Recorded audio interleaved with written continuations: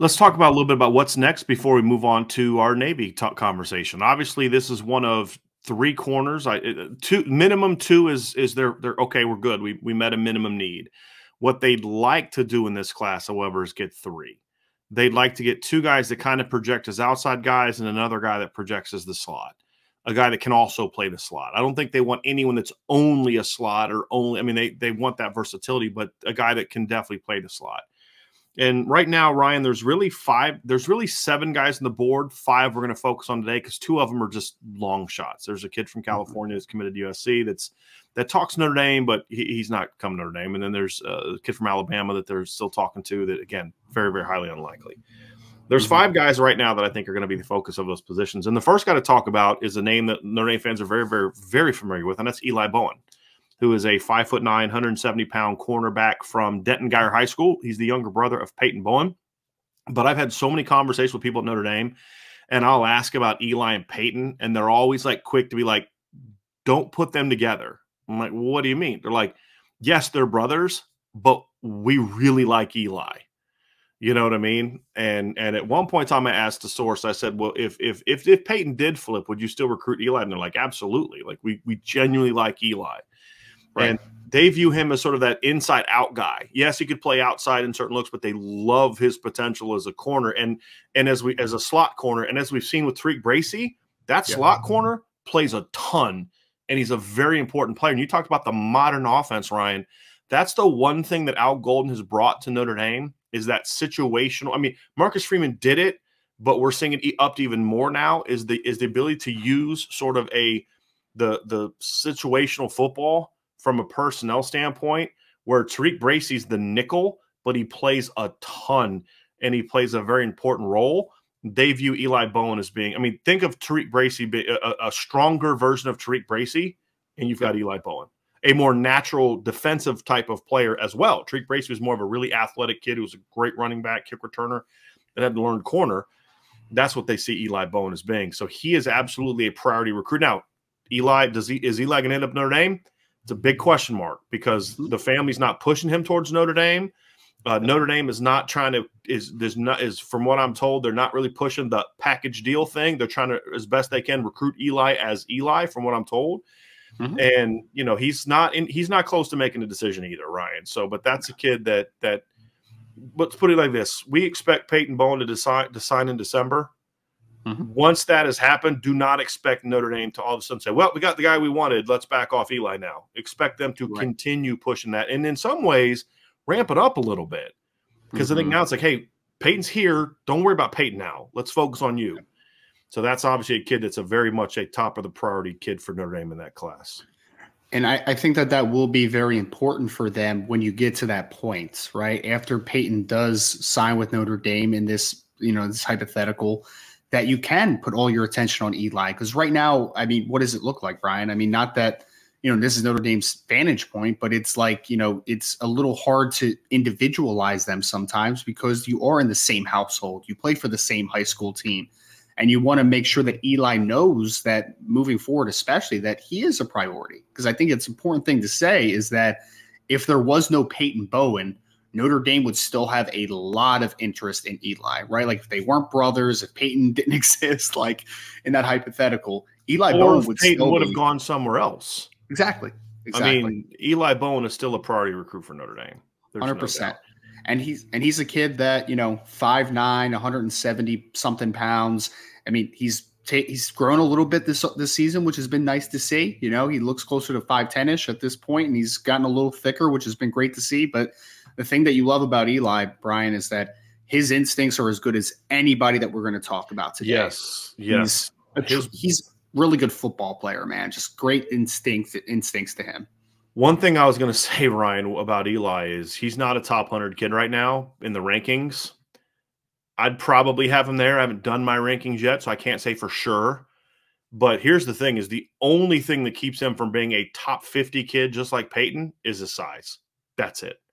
He's actually a more instinctive defensive player at the same age than Peyton was.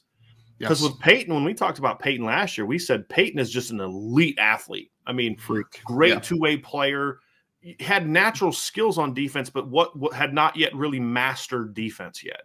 Eli, even as a sophomore last year in 2021, was their best defensive back from a production and just a understanding of the defense kind of kid. He was like at 10 interceptions last year. That's in a defense with not only Peyton, but Ryan Yates, who I believe is still committed to LSU, correct? I believe. Yes. So, I mean, you're talking about a kid that the only thing keeping him from being a top 50 recruit, in my opinion, Ryan, is about 2 inches of height. That is it.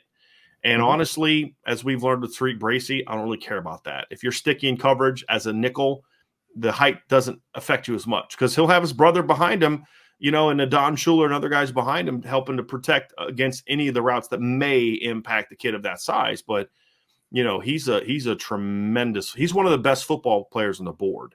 Now, there's some things about him as a prospect that don't have him ranked as high, like the height. I mean, he is only 5'9". I mean, we can't just ignore that. But you're willing to accept that because everything else about him is tremendous. You know, he's borderline elite in almost every category except I'd say probably pure speed and height. I'd say those are the two that would athletically elite, instincts elite, technique elite, production beyond elite. Yes. You know, it's just those two things that drag him down a little bit. And one thing that we loved about Peyton and that we still do love about Peyton is that Peyton is such a good athlete that you could say, Peyton, go out at wide receiver because we've seen it, right? And he's a dynamic wide receiver. Eli is also a good wide receiver. He is. And I think those ball skills get shown off. I think those instincts are shown off all the time. And he is kind of that inside-out player. I mean, like you even mentioned Tariq Bracy, who, you know, he's a starting nickel, but one of his biggest plays of the year was against BYU where he's playing outside. Yeah, as he started as an outside guy in a base defense, a 4-3 personnel defense. Yes, you're correct. I think that Peyton is the perfect player, Brian, as the game continues to evolve where, hey, let's say we have a 2 wide receiver set where we have our quicker, faster guy outside and we have our big slot on the inside. Hey, Peyton, you're a slot normally, dude, but go out and cover. You mean Eli? I mean, Eli, I'm sorry. Yeah. Eli. Go outside and cover Wes Welker instead of covering, you know, the big slot inside. Like that's the type of player he is, man. He has that inside-outside ability. He's really, I mean, just his spatial awareness is fantastic. Like this is a cover 2, cover 3 corner waiting to happen if he lasts outside. But I mean, again, at worst, I think this is a high-quality slot defender, like high quality. He's got that type of massive upside.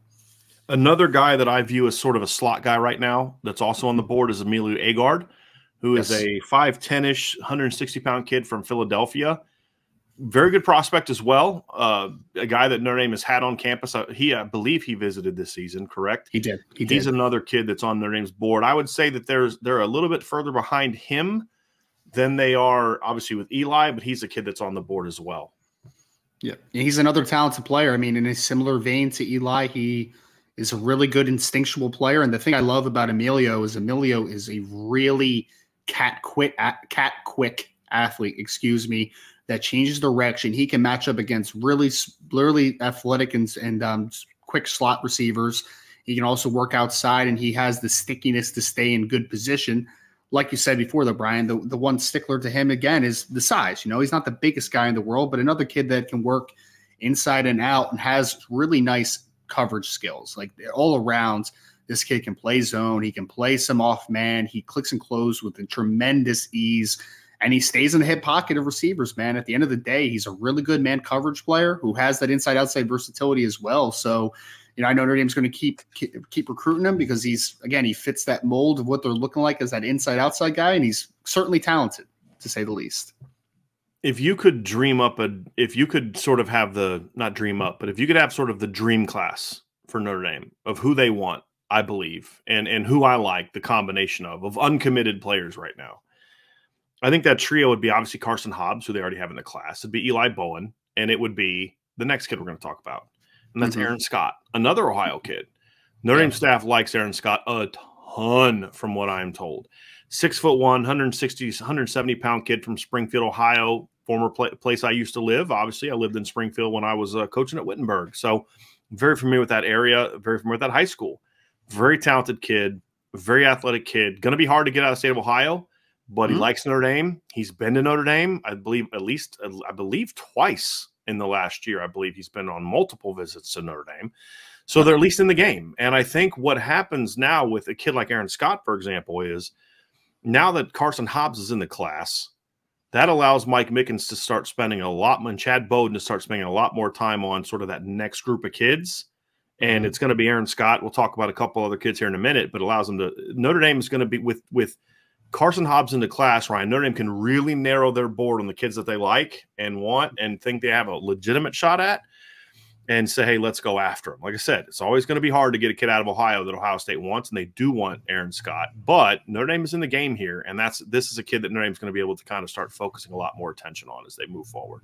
And let's be honest, Notre Dame's corners right now are better than Ohio State's corners and have been for a couple years. Yep. So that's something that they can sell. And their corners coach and head coach are Ohio guys. That's not hurting them. Trust me, whether that's going to result in them getting kids, we'll find out. Right? As far as getting kids, they're getting kids out of Ohio, but beating Ohio State for kids out of Ohio, that remains to be seen.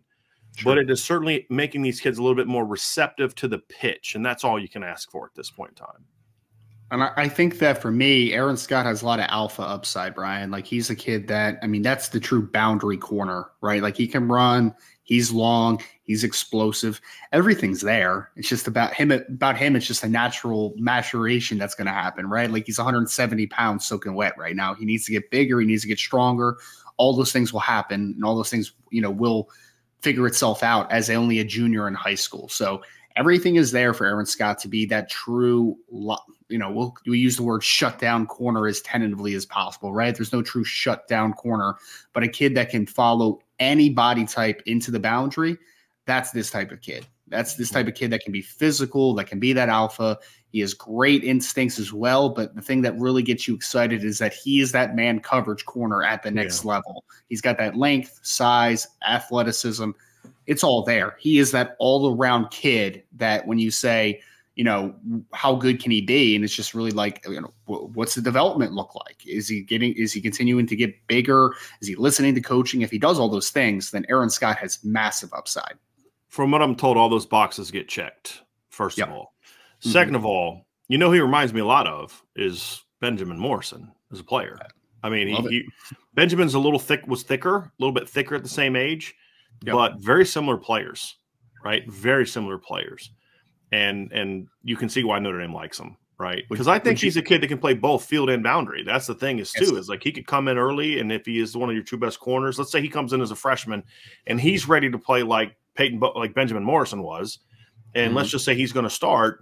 Benjamin's got boundary locked up. This is a kid that can play field, and then when Benjamin goes to the NFL, can easily transition into the boundary as whoever else kind of steps in there. I'm not saying that's going to happen. I'm just saying, like, just hypothetically, just to point out his versatility, he can play both spots. Ryan, you're spot on. This is a kid that you say, go cover that guy. Like, yes, that's what they're doing with Benjamin Morrison. They're just like, dude, go cover him, right? And they've been doing that for weeks, and it says a lot about what they want to do, but also speaks to his talent. That's the kind of ability Aaron Scott brings to the table as well. Well, for the previous players we're talking about, Brian, it's like, they can all play man coverage to a certain degree, but also I want to mix in a lot of zone because of the instinctual side of the game. For Aaron Scott, I'm just like, Aaron, that's your guy, man. Yeah. Go get him. Take him. But you can play zone him because he's long.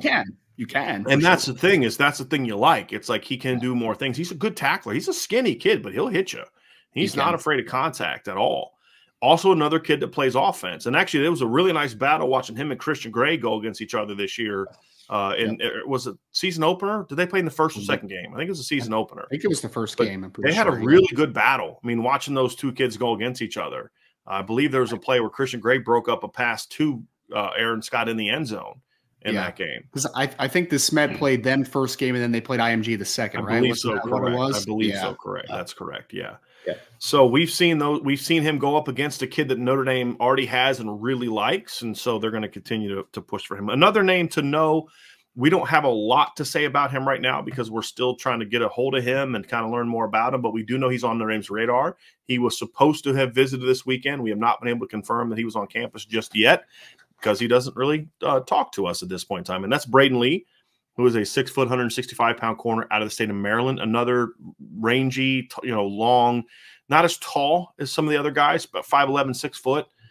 Very athletic kid, very talented kid, very long kid. So he's another kid that's on Notre Dame's radar. as we are able to learn more about him and see what his interest level is like and things like that, we'll talk more about him. But he's definitely a name that you need to know. Very talented, top 100 caliber kid. Like a lot of these kids, like Aaron Scott, Eli Bowen, Braden Lee, they're all top 100 caliber kids to me. They're all top 100 talents to me. So they're definitely going after dudes. Emilio Agard, I'd probably say is more of a top 150-ish kind of guy for me right now, but he's in that conversation as well. So very talented players, Ryan, on the board. Oh, without a doubt. There's one more name that I want to bring up, Ryan. Mm-hmm. Now that Karson Hobbs is in the class, do not be surprised to continue to hear Notre Dame and Caleb Beasley be mentioned together. Don't be surprised by that. I think that Notre Dame is not going to give up on him right now. They're still going to keep recruiting other kids, but they're not going to stop recruiting Caleb Beasley until they're full, or he just says stop calling. And from everything I've been told so far, that conversation has not happened. Conversations have happened, but that conversation has not happened. So we'll see kind of how that one plays out. Obviously, right now he's committed to Tennessee, but he has not completely told Notre Dame, sorry, don't want to talk to you anymore, is what we'll say. Yep. So that is the cornerback board for Notre Dame at this point in time, Ryan. Yep. It's a really talented board, like you said. It's going to be interesting to see how everything shakes out. I mean, a lot of time, obviously, until signing day of next year. Hopefully, I'm still in this position next year, Brian. Wink, wink. Next contract's up. You know what I mean? We'll see. Just don't tick me off in the next month and a half, and I think we'll be okay. Sounds good. But it's going to be really interesting, man, because like you said, the last two classes, especially going from Benjamin Morrison and Jaden Mickey to now Micah Bell and Christian Gray. If Notre Dame keeps stacking these types of classes, what was a solid to, solid position for Notre Dame at cornerback is now turning into an absolute strength. You want to talk about closing the gap? You want to talk about erasing the gap? That's what these last couple classes are really doing for Notre Dame. And if they're able to sign another one in 2024, then you're really seeing what Mike Mickens and this defense are cooking up, man. And you're going to see cornerback continue to be a position of strength for years to come.